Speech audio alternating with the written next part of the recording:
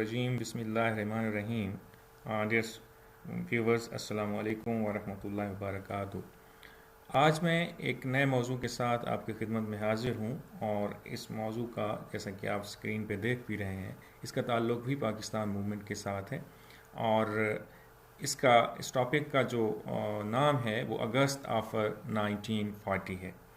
1940 के अगस्त के महीने में हुकूमत बरतानिया की तरफ से हिंदुस्तान की जो मुख्तलिफ पॉलिटिकल पार्टीज़ थीं उनको कॉन्स्टिट्यूशनल रिफॉर्म्स के हवाले से एक ऑफ़र की गई थी। उस वक्त के अगस्त के महीने में की गई थी, लिहाजा इसीलिए इसको अगस्त आफ्टर 1940 कहते हैं।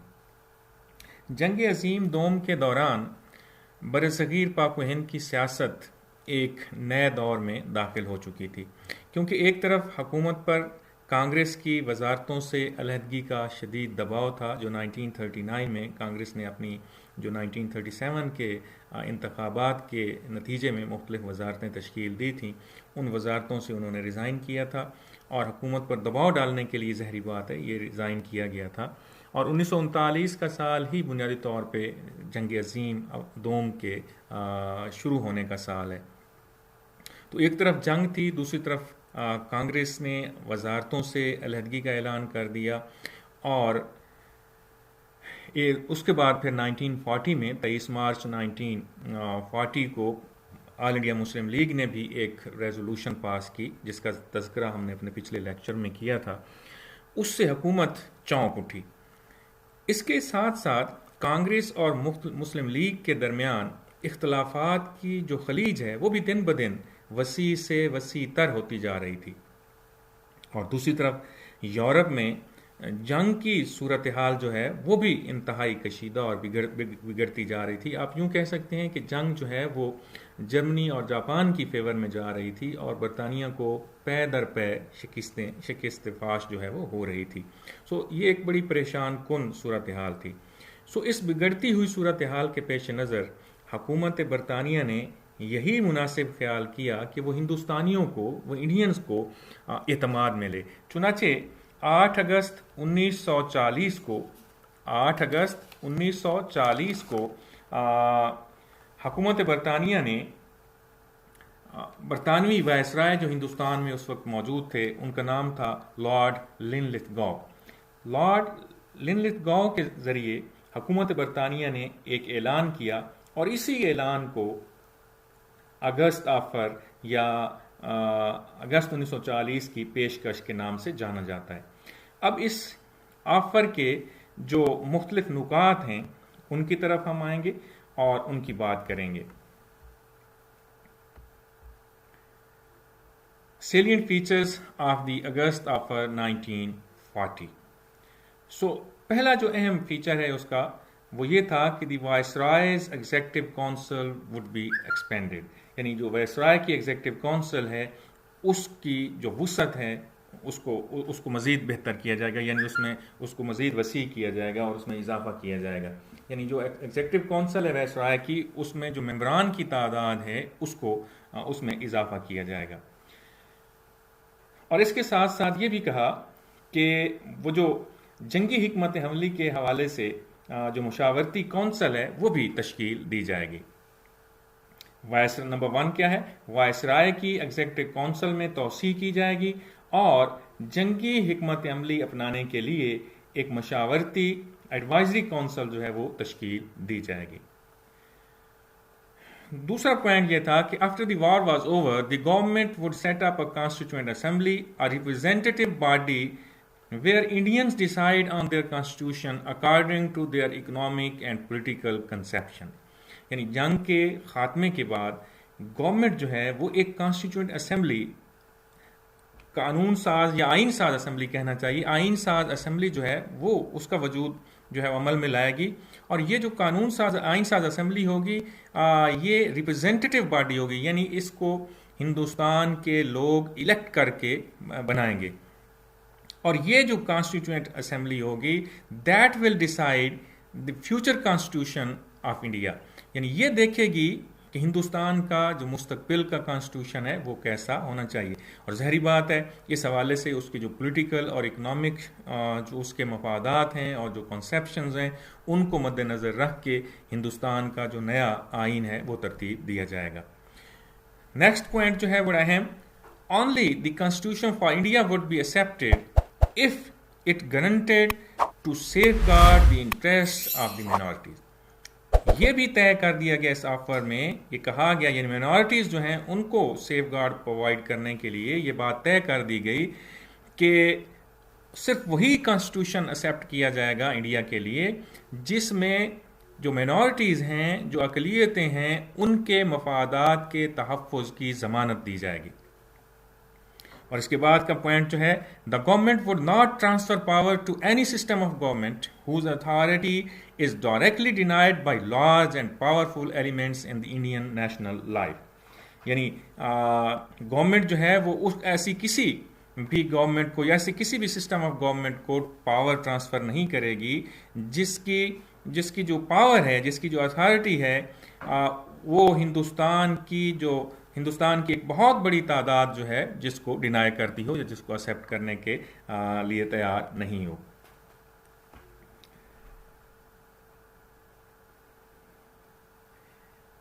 इसके अलावा ये कहा गया कि इस जंग के इख्तिताम पर जैसे मैंने पहले भी कहा कि एक नुमाइंदा जो मजलिस आइन साज है वो कायम की जाएगी और वो मजलिस आइन साज जो है वो नया आइन तैयार करेगी।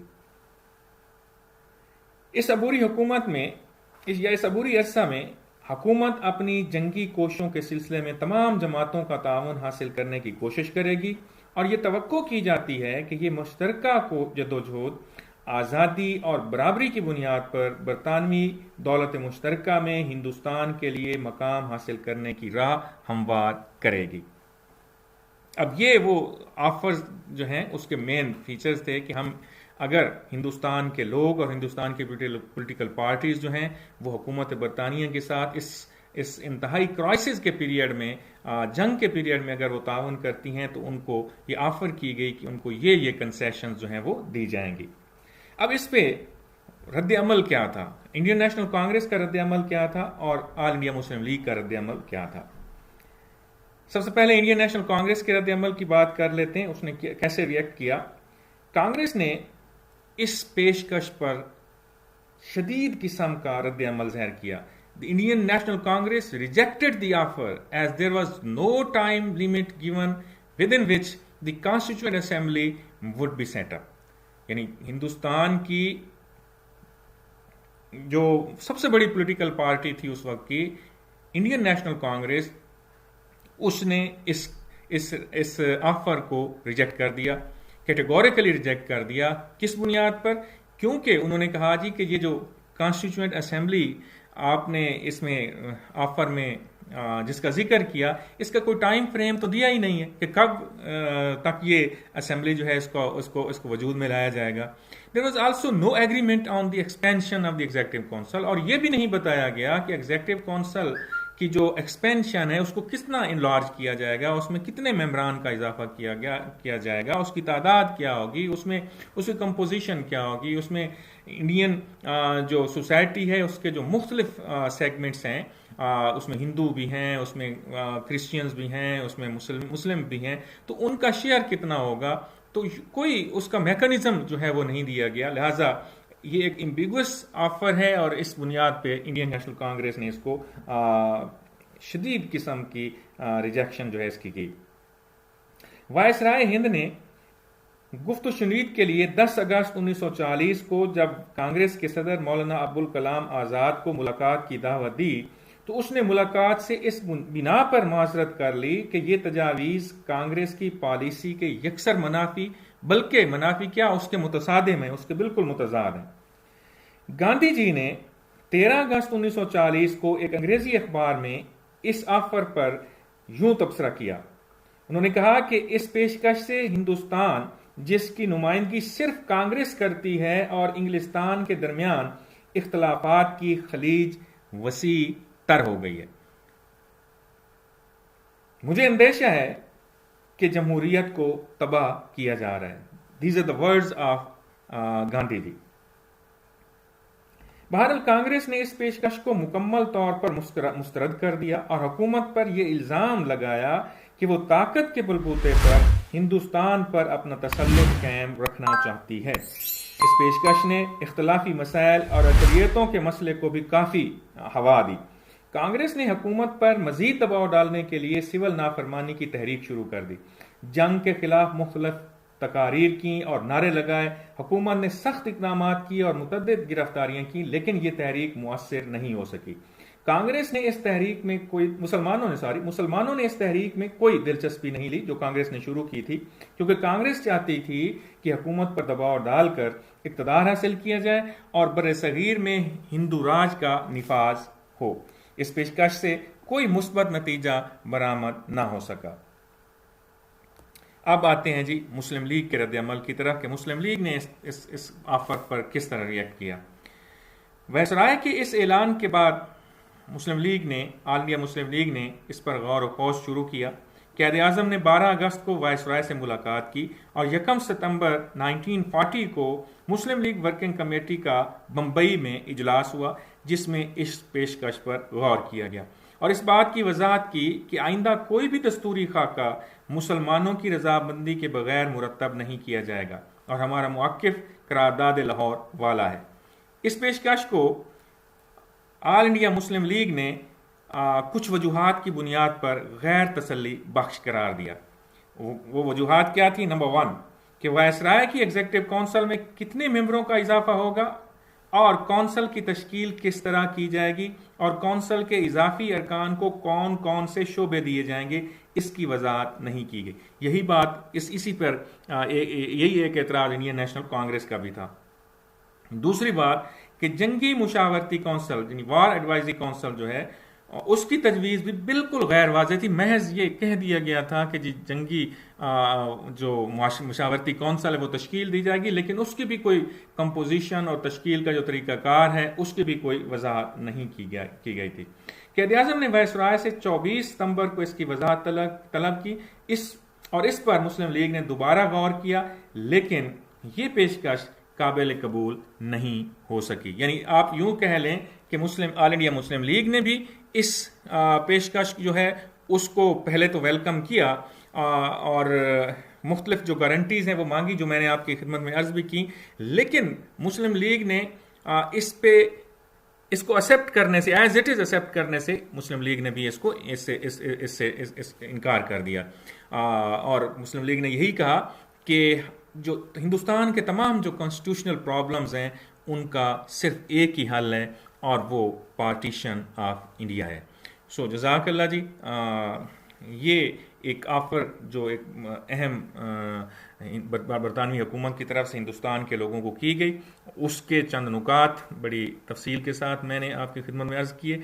इंशाअल्लाह इससे अगला जो हमारा लेक्चर होगा, जो अगला हमारा टॉपिक होगा, वो क्रिप्स मिशन जो 1942 में आया हिंदुस्तान में। ये भी कॉन्स्टिट्यूशनल रिफॉर्म्स के हवाले से ही एक अहम जो आप कह लें कि इवेंट है, इस पर बात होगी। इंशाअल्लाह हम आहिस्ता आहिस्ता आगे बढ़ रहे हैं और मुझे उम्मीद है कि आपको ये सारी मेरी एफ़र्ट जो है उससे काफ़ी जो मवाद है वो दस्तयाब होता होगा।